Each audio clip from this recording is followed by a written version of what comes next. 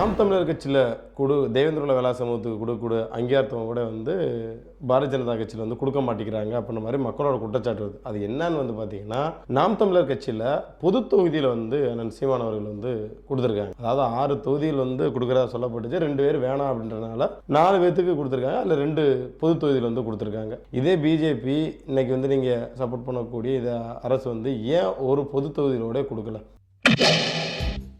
மாட்டினாடா மானஸ்த யாராவது ஒரு தலைவர் ஜான் பாண்டியன் கூட ஏதாவது ஒரு பொது தொகுதியில் கொடுத்துருக்கலாம்ல. ஏன் இந்த ரிசர்வ் தொகுதியில் நிப்பாடுறாங்க? அப்போ பாரதிய ஜனதா கட்சியும் தேவேந்திர வேளாண் சமூகத்தை பட்டியல் சமூகம் பார்க்குதா? மாட்டினாடா மானஸ்த ஏன் தேவேந்திரர்கள் ஏன் பிஜேபிக்கு வாக்களிக்க வேண்டும் அப்படின்னா என்ன காரணம் சொல்லுவீங்க?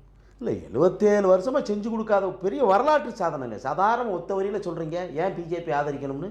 ஏன் இந்த சமூகத்தை ஏன் இன்னைக்கு அதிகாரத்தில் உள்ள எந்த கட்சி ஆதரிச்சு சொல்லுங்க அப்போ. எனக்கான அங்கீகாரம் யாருங்க கொடுத்தது? எனக்கான வாழ்வியல் வரலாறு யாருங்க பேசுனது? அதுக்கு எனக்கான பெயர் மாற்றம் அதுக்காக வாழ்நாள் ஃபுல்லாக அப்படி அடிமையாக எழுதி கொடுத்துருமா? அவங்க ஆதரிச்சுக்கிட்டே ஏன் பாரதிய ஜனதா கட்சி ஆதரிக்க கூடாது? ஏன் ஆதரிக்கணும்? அது ஒரு வாரம் காரணம். இந்த தேர்தலில் ஏன் ஆதரிக்கணும்? ஏன் இந்த மண்ணில் பாருங்களா பாரதிய ஜனதா கட்சி ஆதரிக்க கூடாது? நீங்கள் அதற்கான விளக்கம் கொடுக்க முடியுமா? ஏன் அவங்க வேட்டுக்கிற நான் சொல்கிறேன் ஆதரிக்க கூடாதுக்கு. ஆதரிக்கணும்னு சொன்னீங்கன்னா பொது தொகுதி கிடைக்க. நான் நரேந்திரன், நீங்கள் தேவேந்திரன் சொல்கிறேன். இதே மோடி ஏன் தேவேந்திரர்களை பொது தொகுதியில் நிறுத்தலை? மாட்டினாடா மானஸ்த அது பிற கட்சிகளாக இருக்கட்டும், இல்லை சொந்த கட்சிக்காரன் நிப்பாட்டலை. ஏன் நிறுத்தலை? நிறுத்திருந்தா ஒருவேளை நான் ஆதரிச்சுக்கலாம், பிஜேபிக்கு ஓட்டு போடலாம்.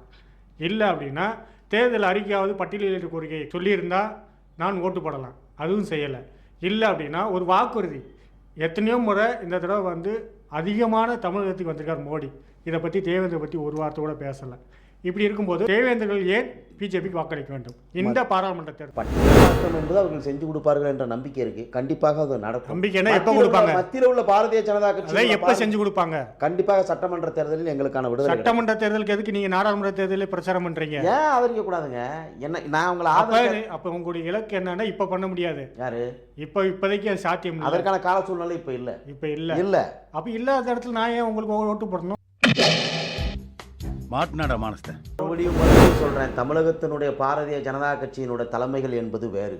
இந்த பட்டியல் வெளியேற்றம் என்ற கோரிக்கை மழுங்கடிக்கப்பட்டதற்கான காரணம் திரு அண்ணாமலை அவர்கள். இதை நீங்க புரிஞ்சுக்கணும். திரு எல் முருகன் அவர்கள். நீங்க பிஜேபி ஓட்டு போடணும்னு சொன்னீங்கன்னா நான் ஏன் ஓட்டு போடணும்? ஏதாவது ஒரு காரணம் சொல்லுங்க. ஏன் கோரிக்கை நிறைவேற்றுங்க, நான் நம்புறேன். அடுத்த தேர்தலில் நம்புறேன். 77 வருஷமா காத்திருந்தோம். 77 வருஷமா காத்திருந்தாங்க. திராவிட முன்னேற்ற கழகத்தை அந்த கோரிக்கை வைக்கலையா? 77 வருஷத்துக்கு ஆடு மாடு மேய்ச்சிருக்காங்க, படிச்சிருக்காங்க. அந்த கோரிக்கை வைக்கலையா? அப்படிலாம் நீங்க சொல்லாதீங்க. அந்த கோரிக்கை 100 வருஷத்துக்கு முன்னாடி எழுத படிக்க தெரியல, இன்னைக்கு படிச்சிருக்கான். 3 வருஷத்துல எல்லாம் படிச்சானா? சொல்றேன். 3 வருஷத்துல எல்லாம் படிச்சானா? 100 வருஷத்துல சொல்றேன். நீ சொல்லுங்க, அதை நான் சொல்றேன். நீங்க அதுக்காக 77 வருஷத்துக்கு ஆதரிச்சு எத்தனை வருஷத்துக்கு சொல்லிட்டே இருக்கீங்க? மண்ணில திராவிட, அதாவது இந்த திராவிட தத்துவங்களை என்னோட கோரிக்கை ஏற்கலங்க. என் கோரிக்கை ஒரு கோரிக்கை நிறைவேறிச்சு. வரும் காலங்களில் என்னோட கோரிக்கை நிறைவேற்றினதுக்கு செஞ்சாச்சு. நீங்க அதை சொல்லாதீங்க. அதுவே சொல்லாதீங்க. அது ஓட்டு போட்டாச்சு, அது முடிஞ்சிச்சு. அதற்கான காரண திட்டம் இது கிடையாதுங்க. நிறைவேற்றிட்டாச்சுன்னா அப்புறம் அடுத்த கட்சியில யார் ஆதரிக்க முடியும்? நீங்க சொல்லுங்க அப்போ. யார் ஆதரிக்க முடியும்? நீங்க தான் சொல்லணும். நீங்க ஒரு தலைவர்லாம் சேர்ந்து முடிவீங்க. யாரும் இல்ல. ஏன் மக்களை குழப்பறீங்கன்னு கேக்குறேன். ஏங்க மக்கள் நாங்க எப்படி ஊடகவாளர் எப்படிங்க ஓட்டு போடுங்க சொல்ல முடியும்? ஏங்க நாங்க ஜான் பாண்டியனோ அப்ப நீ மோடி ஜெயிச்சாலும் இதுக்கு நடக்காதுன்னா அண்ணன் ஜான் பாண்டியனவோ பேராசிரியர் சீனிவாசனவோ பாராளுமன்றத்துக்கு அனுப்புவது பட்டியல் வெளியேற்றம் என்ற கோரிக்கையை வென்றெடுப்பதற்கான ஆயுதமாத்த 2 பேரும் பார்க்கிறோம். அண்ணன் ஜான் பாண்டியன் அனுப்பணும்னு கேட்கிறேன். வேற யார் இருக்கு? எந்த நாதி இருக்கு இந்த மக்களை பேசுறதுக்கு? பிஜேபி. வேற எந்த நாதிங்க இருக்கு? பிஜேபி தான் நல்லாவே தெரியும். இதுக்கு முன்னாடி தனுஷ் இவங்க போய் பேசிதான் அவங்களுக்கு தெரியணுமா? இதுக்கு முன்னாடி தனுஷ் பேசிட்டு போறாரு. நான் கேட்கிறேன், ஜான் பாண்டியன் பேசிதான் இந்த கோரிக்கை அவங்களுக்கு மோடிக்கு தெரிய போதா? யாருக்கு? இந்த மக்களுடைய கோரிக்கை என்ன இவ்வளவு நீண்ட நாள் கோரிக்கையா இருக்கு அப்படின்னு இவர் போய் பார்லிமெண்ட்ல பேசிதான் தெரிய போதான்னு கேட்கிறேன். முன்னாடி தெரியாது. 2000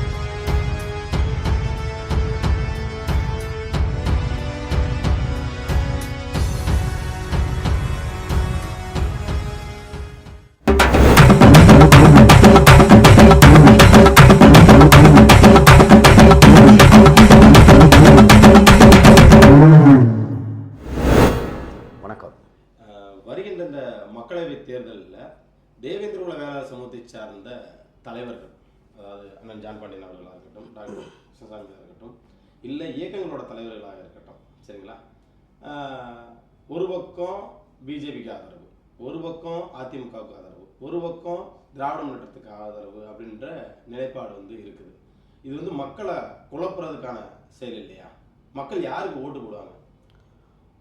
சிவப்பு பச்சை வர்ண கொடியை பிடித்து தேவேந்திர குல வேளாளர் சமுதாயத்திற்காக நான் உழைக்கிறேன் என்ற பெயரில் வந்து இன்றைக்கி பல அமைப்புகள் இருக்குது, வரவேற்கிறோம், அதில் மாற்று கருத்தில் தம்பி. ஆனால் அவர்களுடைய கொள்கை, கோட்பாடு, கோத்திரம் என்னங்கிறத இப்போ தெரிஞ்சாகணும். புரிஞ்சுட்டீங்களா? இப்போ நான் இருக்கிறேன்னா வந்து என் வாழ்நாளில் என்னுடைய போராட்ட களம் என்பது நான் பட்ட அடியும் வேதனையும் என் பிள்ளைகளுக்கு போகக்கூடாது. எனக்கு பட்டியல் வெளியேற்றமே எம்மின விடுதலை, என் பிள்ளைகளுக்கான வாழ்வியல் என்ற முறையில் வந்து நம்ம பயணிச்சுக்கிட்டு இருக்கோம். தமிழ் தேசிய அரசியல் பேசணும், அதில் மாற்று கருத்து இல்லை. தமிழ் சமூகங்கள்லாம் ஒற்றுமையாக இருக்கணும், அதுலேயும் மாற்று கருத்து இல்லை. இந்த மண்ணில் தமிழராட்சி, அதுலேயும் மாற்று கருத்து இல்லை. நாங்கள் ஏன் பாரதிய ஜனதா கட்சியை ஆதரிக்கிறோம்? பாரதிய ஜனதா கட்சியை ஆதரிப்பதற்கான காரணம் இம்மக்களுடைய பெரும்பான்மையான கோரிக்கை என்ன? நீங்கள் சொல்லுங்கள், பெரும்பான்மையான கோரிக்கை என்ன? பெயர் மாற்றம், பட்டியல் வெளியேற்றம், இதைத்தானே. இப்போ இந்த தேர்தலில் தேவேந்திர குல வேளாளர் சமூகத்தோட அந்த பட்டியலிட்டு பேசக்கூடிய பாரதிய ஜனதா கட்சி இருக்குது. நாம் தமிழர் கட்சியில் தேவேந்திர குல வேளாளர் சமூகத்துக்கு கொடுக்கக்கூடிய அங்கீகாரத்துவம் கூட வந்து பாரதிய ஜனதா கட்சியில் வந்து கொடுக்க மாட்டேங்கிறாங்க அப்படின்ற மாதிரி மக்களோட குற்றச்சாட்டு வருது. அது என்னன்னு வந்து பார்த்தீங்கன்னா, நாம் தமிழர் கட்சியில் பொது தொகுதியில் வந்து அண்ணன் சீமான் அவர்கள் வந்து கொடுத்துருக்காங்க. அதாவது 6 தொகுதியில் வந்து கொடுக்குறதா சொல்லப்பட்டுச்சு, 2 பேர் வேணாம் அப்படின்றனால 4 பேர்த்துக்கு கொடுத்துருக்காங்க, அதில் 2 பொது தொகுதியில் வந்து கொடுத்துருக்காங்க. இதே பிஜேபி இன்னைக்கு வந்து நீங்கள் சப்போர்ட் பண்ணக்கூடிய இதை அரசு வந்து ஏன் ஒரு பொது தொகுதியிலோட கொடுக்கல? மாட்டினாடா மானஸ்த.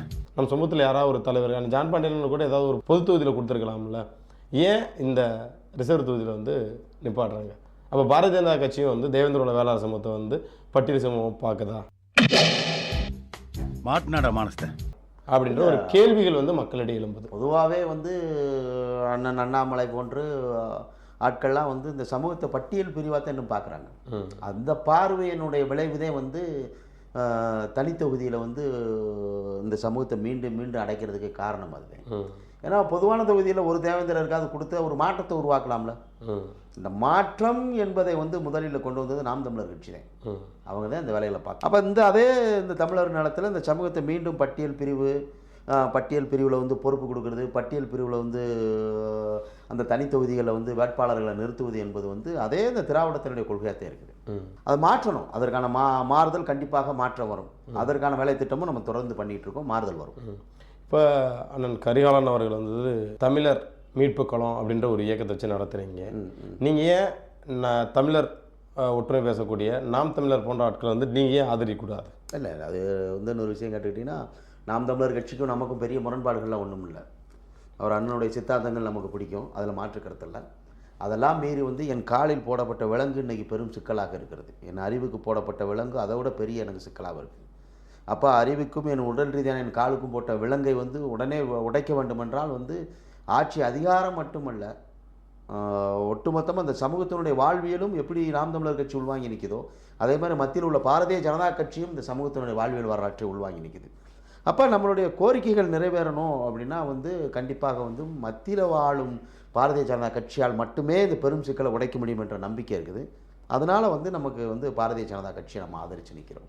இப்போ வருகின்ற இந்த மக்களவைத் தேர்தலில் யார் வெற்றி பெறுவா? உங்களோட கருத்து கணிப்பு எப்படி இருக்குது? இல்லை, அதில் மாற்று கருத்து இல்லை. பாரதிய ஜனதா கட்சி கண்டிப்பாக மத்தியில் ஆட்சி அதிகாரத்தில் அமரும். அதில் எந்த விதத்தில் மாற்று கருத்து இல்லை, அது கண்டிப்பாக நடக்கும். இல்லை, எதன் அடிப்படையில் பாரதிய ஜனதா கட்சி தான் இருக்கும்? ஏன்னா இன்றைக்கி வந்து பார்த்தீங்கன்னா இஸ்லாமியர்களாக இருக்கட்டும், இல்லை கிறிஸ்தவர்களாக இருக்கட்டும், மதவாத கட்சி அப்படின்ற ஒரு குற்றச்சாட்டு வந்து எழும்புது. அப்படி இருக்கும்போதே இன்றைக்கி தென்காசி தொகுதியிலே எடுத்துக்காங்களேன், பெரும்பான்மையாக வந்து பார்த்திங்கன்னா தேவேந்திர குல வேளாளர்களை ஒட்டி இஸ்லாமியர்கள் இருக்காங்க, கிறிஸ்தவர் நிறையா பேர் இருக்காங்க. அப்படி இருக்கும்போது அதிலே சில விஷயங்கள் வந்து உடையுதில்லை. அப்போ இந்த மாதிரி நிறைய இடங்களில் சிக்கல் வந்து இருக்குதில்ல. அப்படி இருக்கும்போது எதன் அடிப்படையில் இப்போ உங்களை போன்ற ஆட்கள்லாம் சொல்ல வரீங்க, முழுமையாக எப்படி ஆதரிக்கிறீங்க பாரதிய ஜனதா கட்சி தான் வரும் அப்படின்னு? இல்லை, மதவாதியே அப்படின்னா கிறிஸ்தவர்களும் இஸ்லாமியர்களும் யார்? அவங்க மதவாதி இல்லையா? சொல்லுங்கள் தம்பி. ஒரு மார்க்கத்தின் மையப்பகுதியில் வந்து ஒரு அமைப்பு கட்சியை உருவாகும் பொழுது வந்து பெரும்பான்மையாக இருக்கக்கூடியது வந்து ஒரு இந்திரன் இந்து நாடு என்பது வந்து ஒட்டுமொத்தமாக ஒரு மார்க்கத்தையே மையப்படுத்தி மதவாதியாக வந்து அவர்களை புறந்தள்ளுவது என்பது அது அறியாமையினுடைய உச்சம். புரிஞ்சிட்டீங்களா? அறியாமையினோட உச்சம். இதில் வந்து இஸ்லாமியர் அமைப்புகள்லாம் வந்து சிறுபான்மையர் அவர்கள்லாம் மதவாதிகளில், பாரதிய ஜனதா கட்சி மட்டும் மதவாதிகள் என்றால் வந்து இது வந்து ஏற்றுக்கொள்ள முடியாது. இதெல்லாம் வந்து ஒரு விமர்சனத்திற்கான ஒரு பெயரே தவிர இது முற்றிலும் வந்து இது புறம்பானது. மதவாதம், மதவாதிகள், ஆரிய தர்மம், சனாதனம் இதெல்லாம் எடுத்து வைக்கிற கோரிக்கையெல்லாம் வந்து இன்றைய காலகட்டத்துக்கு வந்து எடுபடாது. ஏன் வந்து தேவேந்திரர்கள் ஏன் பிஜேபிக்கு வாக்களிக்க வேண்டும் அப்படின்னா என்ன காரணம் சொல்லுவீங்க? இல்லை, 77 வருஷமாக செஞ்சு கொடுக்காத பெரிய வரலாற்று சாதனைங்க. சாதாரண ஒத்த வரியில் சொல்கிறீங்க ஏன் பிஜேபி ஆதரிக்கணும்னு. ஏன் இந்த சமூகத்தை வந்து ஏன் இன்னைக்கு அதிகாரத்தில் உள்ள எந்த கட்சி ஆதரிச்சு சொல்லுங்க அப்போ. எனக்கான அங்கீகாரம் யாருங்க கொடுத்தது? எனக்கான வாழ்வியல் வரலாறு யாருங்க பேசுனது? அதுக்கு எனக்கான பெயர் மாற்றம் யாரு? அதுக்காக வாழ்நாள் ஃபுல்லாக அப்படி அடிமையை எழுதி கொடுத்துருமா? அவங்க ஆதரிச்சுக்கிட்டே ஏன் பாரதிய ஜனதா கட்சி ஆதரிக்க கூடாது? ஏன் ஆதரிக்கணும்? அது ஒரு வாரம் காரணம். இந்த தேர்தலை ஏன் ஆதரிக்கணும்? ஏன் இந்த மண்ணில் பாருங்க பாரதிய ஜனதா கட்சி ஆதரிக்க கூடாது? நீங்க அதற்கான விளக்கம் கொடுக்க முடியுமா? ஏன் அவங்க வேட்டுக்கிற நான் சொல்றேன் ஆதரிக்க கூடாதுக்கு. ஆதரிக்கணும்னு சொன்னீங்கன்னா பொது தொகுதி கிடைக்க. நான் நரேந்திரன், நீங்க தேவேந்திரன் சொல்றேன். இதே மோடி ஏன் வந்து தேவேந்திரங்களை பொது தொகுதியில் நிறுத்தலை?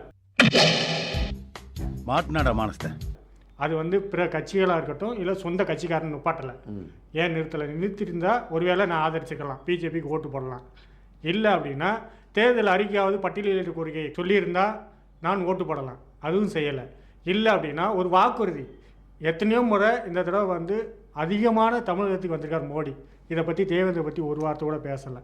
இப்படி இருக்கும்போது தேவேந்திரர்கள் ஏன் பிஜேபிக்கு வாக்களிக்க வேண்டும் இந்த பாராளுமன்ற தேர்தல்? அதாவது விடுதலை என்பது தீர்மானிக்கப்பட்டதில்லை, காலப்போக்கில் வென்றெடுக்க வேண்டிய விஷயம். அப்போ அந்த 100 ஆண்டு கால போராட்டமே வந்து இந்த 2-3 ஆண்டுகளுக்கு முன்பாகத்தான் நடந்திருக்கே தவிர வந்து பட்டியல் மாற்றம் என்பது அவர்கள் செஞ்சு கொடுப்பார்கள் என்ற நம்பிக்கை இருக்கு. கண்டிப்பாக அது நடக்கும். நம்பிக்கைனா எப்போ கொடுப்பாங்க? மத்தியில் உள்ள பாரதிய ஜனதா கட்சி எப்போ செஞ்சு கொடுப்பாங்க? கண்டிப்பாக சட்டமன்ற தேர்தலில் எங்களுக்கான விடுதலை. சட்டமன்ற தேர்தலுக்கு எதுக்கு நீங்க நாடாளுமன்ற தேர்தலில் பிரச்சாரம் பண்றீங்க? ஏன் ஆதரிக்க கூடாதுங்க?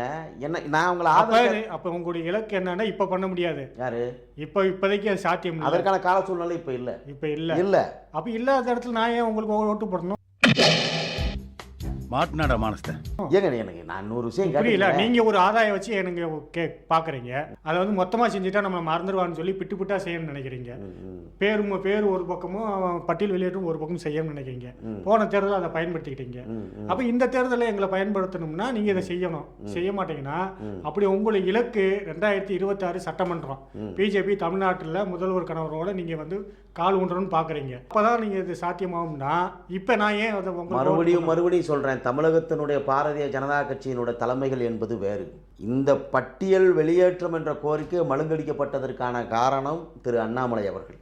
இதை நீங்க புரிஞ்சுக்கணும். திரு எல் முருகன் அவர்கள், இவர்களுடைய சூழ்ச்சி, இவர்களுடைய தந்திரம், இவர்களுடைய அந்த திராவிடத்தினுடைய ஆளுமையை கொண்ட எண்ண ஓட்டம் தான் இந்த இடத்துல வந்து பட்டியல் வெளியேற்றம் பின்னடைவுக்கு காரணமாக இருக்கு. இது அவர்களுடைய தலைமைக்கும் தெரிஞ்சு விட்டது. அப்படி அண்ணாமலை குற்றம் சொல்ற மாதிரி இருந்தா அண்ணாமலையை கேட்டுட்டு வந்து பிரதமர் வந்து பேசல, தேவேந்திரன் நரேந்திரன் பேசல, அமித்ஷா அப்படி பேச கிடையாது. அமித்ஷாவுக்கும் நரேந்திர மோடிக்கும் நல்லாவே தெரியும் இந்த மக்களுடைய வாழ்வியல் பண்பாடு எல்லாமே தெரியும். அண்ணாமலை சொல்லி கொடுத்து தான் அவங்களுக்கு தெரியணும். அப்படி அந்த இடத்துல அவங்க கிடையாது. நீங்க வந்து அண்ணாமலை குற்றம் சாட்டுறது இந்த இடத்துல நான் தவறுன்ற. அண்ணாமலை ஒரு மாநில தலைவர். இவரை கேட்டு இவங்க வந்து அஜெண்டாவில் இதை ஏத்துங்கப்பா, இல்ல சொல்லுங்க, இல்ல பிரச்சாரத்தில் இதை கோரிக்கை முன்வைங்கன்னு ஏன் சொல்லல? சரி, 2-3 ஆண்டுகள் ஓட்டு கேட்கிற இடத்துல உங்களால 2-3 ஆண்டுகளுக்கு முன்பாக நிறைவேற்றப்பட்ட என்னுடைய ஒரு 2 பெரிய கோரிக்கையில் ஒரு கோரிக்கை நிறைவேறி, ஆனால் வந்து இந்த தேர்தலில் வந்து நிறைவேறல. அதனால நீங்க மாற்றா வந்து யோசிக்கணும் அப்படிங்கிறது நீங்க சொல்றீங்க. அப்போ மாற்றா யோசிக்கணும்னா என்ன, யாரை வந்து ஆதரிக்கலாம்? அப்போ காங்கிரஸ் ஆதரிச்சிருவோமா, இல்லை திராவிட முன்னேற்ற கழகத்தை ஆதரிச்சிருவோமா, இல்லை அண்ணா திராவிட முன்னேற்ற கழகத்தை ஆதரிச்சிருவோமா? யார் ஆதரிக்கலாம் சொல்லுங்க. நீங்க தான் சொல்லணும். நீங்க இந்த மாதிரி தலைவர் ஒவ்வொருத்தரும் ஒவ்வொரு ஸ்டாண்ட் எடுத்தா ஒரு 10-20 தலைவர் ஏடிஎம்கே ஆதரிக்கிறீங்க. நீங்க பிஜேபி உங்க மாதிரி ஆட்கள் பிஜேபி கோரிக்கை மக்கள் கோரிக்கை, சிலர் வந்து தமிழ் தேசியத்தை கோரிக்கை மக்கள் கோரிக்கை தான். மக்களை தான் நீங்க முட்டாளாக்குறீங்க. மக்கள் கோரிக்கை. பாதி பேர் ஏடிஎம்கே ஓட்டு போடுறீங்க, பாதி பேர் பிஜேபி ஓட்டு போடுறீங்க, பாதி பேர் நாம் தமிழ் போடுறீங்க. யாருக்கு தான் போடணும்? சங்கரன்கோயிலில் முருகன் அவர்கள் இப்படி போட்டு இந்த மக்களை குழப்பிக்கிட்டே இருந்தீங்கன்னா, சங்கரன்கோயிலில் தம்பி வடக்கு புதூரை சேர்ந்த முருகன் இறந்திருக்கும் போது கட்சி தான் அங்கே நின்றுச்சா? 26 போராட்டம். அதை தான் கேட்குறேன். இத்தனை 67 படுகொலைக்கு நடந்ததுக்கு வராத தலைவர்கள், வராத இயக்கங்கள் இப்போ இந்த தேர்தல் ஒட்டி வந்திருக்கு. சமீப காலமாக ஒரு 2 கொலைக்கு தான் வந்திருக்காங்க, பார்க்க முடிஞ்சது. தொடர்ச்சியாக நமக்கு அந்த கொலைகளை பதிவு பண்ணுறோம். அந்த விவாதத்துக்கு நம்ம போக தேவையில்லை. நீங்கள் பிஜேபி ஓட்டு போடணும்னு சொன்னீங்கன்னா நான் ஏன் ஓட்டு போடணும்? ஏதாவது ஒரு காரணம் சொல்லுங்கள். என் கோரிக்கை நிறைவேற்றுங்க, நான் நம்புகிறேன். அடுத்த தேர்தலை நம்புறேன். அடுத்த தேர்தல்ல 77 வருஷமா காத்திருந்தோம். அடுத்த ஏங்க 77 வருஷமா காத்திருந்தாங்க. திராவிட முன்னேற்ற கழகத்தை அந்த கோரிக்கை வைக்கலையா? அண்ணா திராவிட முன்னேற்ற 77 வருஷத்துக்கு ஆடு மாடு மேய்ச்சிருக்காங்க. திராவிட இப்ப முன்னேற்ற படிச்சிருக்காங்க. திராவிட அப்படிலாம் முன்னேற்ற சொல்லாதீங்க. கழகத்துல அந்த கோரிக்கை நான் வைக்கலையா? அப்படிலாம் நீங்க அண்ணா திராவிட சொல்லாதீங்க. முன்னேற்ற கழகத்துல அந்த கோரிக்கை நான் 100 வைக்கலையா? வருஷத்துக்கு முன்னாடி எழுத படிக்க தெரியல, இன்னைக்கு படிச்சிருக்கான். ஏன் 3 கற்றிருக்கான். வருஷத்துல எல்லாம் படிச்சானா? சொல்றேன். 3 வருஷத்துல எல்லாம் படிச்சானா? 100 வருஷத்துல சொல்றேன். நீ சொல்லுங்க, அதை நான் சொல்றேன். நீங்க அதுக்காக 77 வருஷத்துக்கு ஆதரிச்சு எத்தனை வருஷத்துல சொல்லிக்கிட்டே இந்த மண்ணில இருப்பீங்க? திராவிட, அதாவது வந்து இந்த திராவிட தத்துவங்களே என்னோட கோரிக்கையை ஏற்கலங்க. என் கோரிக்கை ஒரு கோரிக்கை நிறைவேறிச்சு. வரும் காலங்களில் என்னோட கோரிக்கை நிறைவேற்றினதுக்கு செஞ்சாச்சு. நீங்க அதை சொல்லாதீங்க. அதுவே சொல்லாதீங்க. அது ஓட்டு போட்டாச்சு, அது முடிஞ்சிச்சு. அதற்கான காரண திட்டம் இது கிடையாதுங்க. நிறைவேற்றிட்டாச்சுன்னா அப்புறம் அடுத்த கட்சியில யார் ஆதரிக்க முடியும்? நீங்க சொல்லுங்க பார்ப்போம். யார் ஆதரிக்க முடியும்? நீங்க தான் சொல்லணும். நீங்க ஒரு தலைவர்லாம் இல்ல, சேர்ந்து அப்படி முடிவெடுங்க. யாரும் இல்ல. ஏன் மக்களை குழப்பறீங்கன்னு கேக்குறேன். ஏங்க மக்கள் நாங்க எப்படி ஊடகவியலாளர் எப்படிங்க ஓட்டு போடுங்கன்னு சொல்ல முடியும்? தலைவர் நீங்க தாங்க முடிவு எடுக்கணும். மக்கள் யாரும் குழம்பல. நீங்க நினைக்கிற மாதிரி மக்கள் தெளிவான முடிவுல எப்படி இருக்காங்க. இருக்காங்க? யார் எனக்கு வந்து வாக்களித்தாங்க, என்னோட கோரிக்கை யார் நிறைவேற்றினாங்கிறது மக்கள் தெளிவா இருக்கேன். தலைவர்கள் வந்து இந்த பக்கம் ஓடலாம், அந்த பக்கம் ஓடலாம். புரிஞ்சுட்டீங்களா? மக்கள் தயாரா இருக்கேன், சரியான இருக்கேன். ஏன் இதற்கு முன்னாடி உள்ள பாரதிய ஜனதா கட்சி இன்னைக்கு வளர்றதுக்கான காரணம் என்ன? மக்கள் தயாரா இருக்கும்போது நீங்க ஏன் வந்து பிரச்சாரம் பண்றீங்க? எங்களுக்கு ஓட்டு போடுங்கன்னு கேக்குறீங்க. விட்டுறவன் தானே, யார் அவங்க போட்டுக்கிறவன் தானே. ஏங்க வாக்கு கேட்கறது நம்மளோட ஒவ்வொருத்தரோட கடமை இல்லையா? சரி, வாக்கு கேட்குறீங்கன்னா என்ன சொல்லி கேட்குறீங்க? அதைத்தான் நான் கேட்குறேன். அதாவது வந்து பாரதிய ஜனதா கட்சி என்னுடைய கோரிக்கையை வந்து வென்று கொடுத்தது. அதே போன்று பட்டியல் வெளியேற்றமும் வென்று கொடுக்கும். வென்று கொடுக்கும்னா எப்போ கொடுக்கும்? அடுத்த தேர்தலில் கொடுக்கும். அடுத்த தேர்தல் கண்டிப்பா. அடுத்த தேர்தல் எப்ப? 2026 வரும் சட்டமன்ற தேர்தலில் கிடைக்கும். சட்டமன்றத்துல அப்ப பாத்துக்கலாம். அப்ப எதுக்கு இப்பயே என்னமோ சொன்ன மாதிரி இருக்கு. ஒரு கோரிக்கையை செஞ்சு கொடுத்த ஒரு தேர்தலுக்கு தான் ஆதரிக்கணும், இன்னொரு கோரிக்கை இருக்கும்போது ஆதரிக்க கூடாதுன்னு சட்டம் இருக்கா? நீங்க ஒரு கோரிக்கை பண்ணி ஒரு இதை காமிச்சிட்டு நீங்க வருஷம் ஒரு 50 வருஷத்துக்கு அப்படியே அவங்களுக்கு எழுதி கொடுத்துருவோமா? தேவேந்திரருக்குள்ள அவங்களுக்கே ஓட்டு போடுவோம். இல்ல, இதுல ஒரு மாற்று வழி. இந்த கோரிக்கை நிறைவேற்றிருக்கு இந்த மாதிரி மத்திய அரசுல வந்து பிரச்சனை இருக்குங்க. இந்த பிரச்சனையில் நின்றுகிட்டே இருந்தீங்கன்னா என்ன பிரச்சனை இருக்கு? சமூகம், கல்வி, வேலை வாய்ப்புல இடஒதுக்கீடு, அடுத்து பட்டியல நகர்ந்த ஒரு பொது பிரிவு, அடுத்தடுத்த வேலை திட்டங்கள் நிறைய இருக்கு. நீங்க பட்டியல வீடு வெளியேற்ற கோரிக்கையே இதுவே இன்னும் 50 வருஷம் பேசிட்டே இருந்தா என்னைக்கு இந்த சமூகம் பொருளாதார கட்டமைப்புல 70 வருஷம் பேசல 70 வருஷம் பேசல அப்பல உங்களுக்கு தெரியலையாங்க? எங்க 70 வருஷமா இன்னைக்கு இருக்கா? நான் என்ன சொல்றேன், இந்த கேள்வியை திராவிட முன்னேற்ற கழகத்துல பழைய சித்தாந்தம் பேசக்கூடாது. அன்னைக்கு இருக்கமா இன்னைக்கு இல்ல, சூழ்நிலை இல்ல. கேள்வியை திராவிட முன்னேற்ற கழகத்தை கேட்டீங்களா? இந்த கேள்வி வந்து அண்ணா திராவிட முன்னேற்ற கழகத்தை கேட்டீங்களா? நீங்க உரிமையோட கேக்குறதால உங்களை கேட்க முடியும். அதாவது உங்களை மாதிரி ஓங்கி வந்து ஏன் பாரதிய ஜனதா கட்சி செஞ்சு கொடுக்கல, ஏன் பாரதிய ஜனதா கட்சி செஞ்சு கொடுக்கல நீங்க சொல்றீங்கல்ல, இதே கேள்வியை வந்து ஏன்டா கேக்குறாங்க, மக்கள் கேக்குறாங்க. ஆமா, இன்னைக்கு ஏடிஎம்கே போகும்போது கேக்குறாங்க. தமிழிசை தங்க பண்ணியனை வந்து மறிச்சு கேக்குறாங்க. கனிமொழி எம்பி தூத்துக்குடியில மறிச்சு கேக்குறான். மக்கள் கேக்குறாங்க. அதுதான் சொல்றேன். ஏங்க ஒரு காலத்துல தலைவர்களை வந்து கையை கட்டி தூரத்துல நின்று கட்ட கட்டி விடுவாங்க. மக்கள் தொகை கணக்கு வேட்பாளர் ஒரு கட்சி தலைவர் வராங்க, மக்கள் தொகை நேரடியா மக்கள்கிட்ட வரும்போது மக்களே நேரடியா கேள்வி கேட்கிற இடத்துக்கு வந்துட்டாங்க. இனிமேலும் வந்து நீங்க அதை வந்து எப்படி சொல்ல முடியாது. இங்க பாருங்க, பாரதிய ஜனதா கட்சிக்கு முட்டு கட்டையா இருந்தது வந்து திராவிட முன்னேற்ற கழகம். இந்த கோரிக்கையை மழுங்கடிச்சது திராவிட முன்னேற்ற கழகம். மக்கள் தொகை கணக்கெடுப்புங்கிறது வந்து சாதிவாரி கணக்கெடுப்பு எடுக்க வேண்டும் என்பது வந்து நீண்ட நாட்களாக இங்கே தமிழர்களுடைய கோரிக்கையாக ஒன்று இருக்கு. அதற்கு திராவிட முன்னேற்ற கழகம் முன்மாதிரியாக நீங்க எடுங்க. யாரு? நீங்க தானே அரசு, மத்திய அரசு தானே, நீங்க எடுங்க, தேசிய அளவில் எடுங்க. அது அப்ப மாநில அரசு இல்லாம போயிட வேண்டியதானே? மாநில அரசோட சட்ட வரம்பு, மத்திய அரசோட சட்ட வரம்பு என்பது இரு துருவங்களும் ஒன்றான தாங்க ஒரு கோரிக்கை வென்றெடுக்க முடியும். எப்ப நிக்கிறது, எப்ப உங்க கோரிக்கை எதிரானிக்கு தேவேந்திரர்களுக்கு திராவிட முன்னேற்ற கழகம் எதிரானிக்கு. புரிஞ்சுட்டீங்களா? சரி, சாதிவாரி கணக்கெடுப்பு எடுத்தாத்தே இவங்களுக்கான இடஒதுக்கீடு என்னன்னு சொல்ல முடியும். இவங்களுக்கான இடஒதுக்கீடை பிரிச்சு கொடுக்கணும்னா ஒரு இடத்துல வந்து நம்ம எஃப்சிக்கே போறோம்னா வந்து இவங்களுக்கு இதுவரைக்கும் வந்து இடஒதுக்கீடு எந்த கம்யூனிட்டிக்குமே கொடுக்கவே இல்லையா? நீங்க எப்படி சொல்றீங்க? ஆமா, இதுக்கு முன்னாடி யாருக்குமே கொடுக்கலையா? இப்ப சாதிவாரி கணக்கெடுப்பு வச்சு நடந்து எத்தனை வருஷம் ஆகுது, எத்தனை ஆண்டுகள் ஆகுது? அதுக்கு முன்னாடி எத்தனை இடஒதுக்கீடு கொடுத்துருக்காங்க, எவ்வளவு சதவீதம்? நீங்க இந்த திராவிட முன்னேற்ற கழகத்தை கேட்கணுங்க. இந்த கேள்வி வந்து திராவிட முன்னேற்ற கழகத்தை கேட்கணும் தம்பி. எங்கள்கிட்ட கேட்டா எப்படி? எனக்கு நீங்க என்ன சொல்றீங்க? சாதிவாரி கணக்கெடுப்பு நடத்தினாதான் இடஒதுக்கீடு. பாரதிய ஜனதா நடத்தாமே ஏன் கொடுத்துக்கிட்டு? பாரதிய ஜனதா கட்சி இந்த மண்ணில் ஆட்சி அதிகாரத்தில் இருந்தா நீங்க கேட்கறது சரி. ஏன் வந்து உங்களுக்கு செஞ்சு கொடுக்கல? மத்தியிலும் பாரதிய ஜனதா கட்சி இருக்கு, மாநிலத்திலும் பாரதிய ஜனதா கட்சி இருக்கு. அதனால வந்து ஏன் இந்த கோரிக்கை செய்யலைன்னா நம்ம சொல்லலாம், நான் மக்களை ஏமாத்துறதா இருக்கலாம். புரிஞ்சுட்டீங்களா? ஒத்த சட்டமன்ற உறுப்பினர் வந்து இந்த இடத்துல வந்து மக்களுக்காக பேசக்கூடிய தேவேந்திரர் யாரும் இல்ல. அதுதான் இல்ல, ஆட்சியில எல்லாமே செய்ய முடிஞ்ச நீங்க ஏன் செய்ய முடியல? அதுதாங்க பிரசவிக்கிறதுக்கு வந்து என்னமோ ஒரு 10 மாசம் ஆகுது ஒரு குழந்தை உற்பத்தி ஆகி பிறக்கிறதுக்கு. மறுபடியும் வந்து ஏன் வந்து 2வது மாசத்துலயே வந்து மறுபடியும் பிரசவிக்க முடியும் கேட்கிற கேள்வியா இருக்கு. நீங்க மக்கள்ன்றீங்களே, மக்களை வந்து நீங்க என்ன சொல்லுவீங்க? 2024 நாடாளுமன்ற தேர்தலுக்குள்ள உங்கள் பட்டியல் வெளியிடவும் சாத்தியமாகும் அப்படின்னு பேசிக்கிட்டு இருந்த மக்களை இன்னைக்கு என்ன அப்படியே திருப்பி எப்படி போறீங்க? 2026 நாடாளுமன்ற தேர்தலில் அதுவும் பிஜேபி ஆட்சியில் அமர்ந்தாதான் இந்த கோரிக்கை நிறைவேற்றணும்ன்ற அளவுக்கு கொண்டு போய் நிப்பாட்டிருக்கீங்க. 70 இன்னும் 50 வருஷம் ஆனாலும் என்னைக்கு நீ பிஜேபி தமிழ்நாட்டை ஆள்றது, என்னைக்கு இந்த கோரிக்கை நிறைவேற்றுறது? அதுக்கு பின்னாடி இந்த மக்கள் அதுக்கு முன்னாடி இந்த கல்வி வேலை வாய்ப்பு ஒரு பிரிவுக்குள்ள ஒரு பட்டியலுக்குள்ள போகணும். அது எஃப்சியோ எம்பிசியோ ஏதோ ஒரு அமைப்புக்குள்ள போகணும். அங்கே வந்து ஒரு இடஒதுக்கீடு உறுதி செய்யப்படணும். அப்புறம் அவனுக்கான பிரதிநிதித்துவத்தை எடுக்கணும். கல்வி வேலைவாய்ப்பு நகரணும். அப்புறம் உங்க பொருளாதார கட்டமைப்பை வந்து நகர்த்தணும். இப்படி போனால் இன்னும் நீங்கள் எத்தனை காலத்துக்கு இதை சொல்லியே இந்த வாக்குகளை இலவசமாக வாங்கணும்னு திட்டம் வச்சுருக்கீங்க? அதான் நீங்கள் அந்த இதுக்கு முன்னாடி 77 வருஷமாக வந்து ஏமாந்தீங்கல்ல, மாற்றி ஓட்டுகளை போட்டு. இன்னும் 77 வருஷம் எத்தனை தேர்தலை சந்திச்சிருச்சு? அதான் சொல்கிறேன், பாரதிய ஜனதா கட்சி எத்தனை தேர்தலுங்க சந்திச்சிருச்சு? இந்த கோரிக்கை நிறைவேற்றின பிறகு எத்தனை தேர்தலை சந்திச்சிருக்கு? திட்டமிடுங்க, நீங்கள் டேட்டா சொல்லுங்க. எவ்வளவு காலத்துக்கு சொல்லி தேர்தல் இன்னொரு தேர்தல் ஒரு மனிதனை ஒரு தடவை தான் ஏமாற்ற முடியும். இன்னொரு தேர்தலில் வந்து இதே கேள்வியை வந்து சொல்ல முடியுமா? இந்த தேர்தலை எதுவும் செய்ய மாட்டீங்க. இந்த தேர்தலுக்கான சாத்தியம் இல்லை. அதைத்தாங்க நாங்க சொல்றோம், சாத்தியம் இல்லை. மத்திய அரசால செய்ய முடியாதா? ஏங்க மத்திய அரசு ஆட்சியில வந்தாலும் செய்ய முடியாது. இந்த ரப்பர் கேள்வியே மறுபடியும் இல்ல, ரப்பர் கேள்வி அது நீ பிஜேபி என்ன சமாளிக்கவே முடியல. பிஜேபி அடுத்த ஆட்சிக்கு அமர்ந்துட்டா செய்ய முடியாதுன்னா அப்புறம் எதுக்கு நீங்க பிரைம் மினிஸ்டர் இருக்கும் போதுதான் இது நடந்தது. 77 வருஷமா ஏமாத்துற இந்த மக்களுக்கு மத்தியில வந்து பாரதிய ஜனதா கட்சி இந்த தமிழ் மாநில பகுதியில் வந்து அதிகாரத்தில் இல்லை. ஆனா அதற்கான கால சூழ்நிலைகள் வந்து இந்த தலைமைகள் வந்து அந்த கோரிக்கையை தட்டி கழிக்குது. அண்ணாமலை போன்ற ஆட்களுங்கிறது எல்லாருக்கும் தெரியுது. அதற்கான அடுத்த கட்ட நகர்வு வேணும்னா மத்திய அரசுக்குனுடைய அவங்களுடைய திட்ட வரைவுக்கு நம்ம கோரிக்கையை நகர்த்தி போனோம். அதற்காக தலைவர்களை வந்து அண்ணன் ஜான் பாண்டிய மாதிரி ஆட்களெல்லாம் வந்து பாராளுமன்ற உறுப்பினராக்கணும். அவங்கள விருதுநகர் தொகுதியில் ராமசீனிவாசன் அவர்களை வந்து பாராளுமன்ற உறுப்பினராக்கும்போது நம்மளுடைய கோரிக்கை பேசப்படும் என்ற நோக்கோடு நம்ம நகர்ந்து போய்கிட்டு இருக்கோம். நமக்கான ஒரு உறுப்பினர் வேணும்னு இத்தனை ஆண்டுகளில் 40 ஆண்டு காலத்திற்கு மேலாக அகில இந்திய தேவேந்திர குல முன்னேற்ற கழக சங்கத்தினுடைய தலைவராக இருக்கார் ஜான் பாண்டிய. ஒரு சட்டமன்ற உறுப்பினர் ஆகலை இப்போ வரைக்கும், புரிஞ்சுட்டீங்களா? ஆனால் இன்றைக்கி ஒரு வாய்ப்புகள் வந்து பாரதிய ஜனதா கட்சி செஞ்சு கொடுத்துருக்கு. சரி, அவர் வெற்றி அடைஞ்சு நம்ம கோரிக்கை பேசுவார் கண்டிப்பாகன்னு ஒரு நம்பிக்கையில் இருக்கும். நீ போன ஓட்டம் செஞ்சு கொடுக்கல, அதனால் வந்து உடனே நீ வந்து கட்சியை விட்டு வெளியே போகணும், இல்லை நீ மாற்றி விழிச்சு ஒன்று நீங்கள் சொல்லுங்கள். இந்த கோரிக்கை நிறைவேற்ற ஜான் பாண்டியன் செஞ்சிருவாரா? யாரு? ஜான் பாண்டியன் வந்து ஜெயிச்சா செஞ்சிருவாரா? கண்டிப்பாக செய்வார். ஏன் இப்பயே பேசாத எப்படிங்க அப்புறம் போய் நாடாளுமன்றத்தில் போய் பேசுறாரு? அதாவது தமிழகத்தில் உள்ள அத்தனை மாவட்டங்களும் பட்டியல் வெளியேற்றம் என்ற கோரிக்கையை முன்னிலைப்படுத்தி மாவட்ட மாநாடுகள் போட்டது ஜான் பாண்டியனை தவிர்த்து இங்க யாருங்க போட்டா? அதெல்லாம் மாற்று கருத்து இல்ல.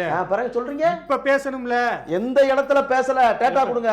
இப்ப பிரச்சாரத்துல எங்க பேசுறாங்க? ஏதாவது ஒரு பிரச்சாரத்துல எந்த இடத்துல பேசுறாங்க? எல்லா இடங்களிலும் இந்த மக்களை சந்திக்கக்கூடிய தேவேந்திர குல மக்கள் என்ன சொல்றாரு? பெரும்பான்மையாக பிஜேபி ஓட்டு போடுங்கன்னு தான் சொல்றாரு. பட்டியல் வெளியேற்றம் என்றாக வேண்டும் என்றால் தாமரை மலர வேண்டும். அதற்கு ஜான் பாண்டியனை பாராளுமன்றத்துக்கு அனுப்புங்கன்னு. அதான் நானும் கேட்கறேன். தாமரை மலர்ந்துருச்சு, ஒருவேளை ஆட்சி அமைச்சிட்டீங்க பிஜேபி, அமைச்சிட்டா அப்ப கிடைக்குமான்னு தான் கேட்கறேன். கண்டிப்பா கிடைக்கும். நீங்க அப்பயும் என்ன சொல்றீங்க? அப்பயும் கிடையாது. அடுத்த தேர்தல் 2026 சொல்றீங்க பாத்தீங்களா?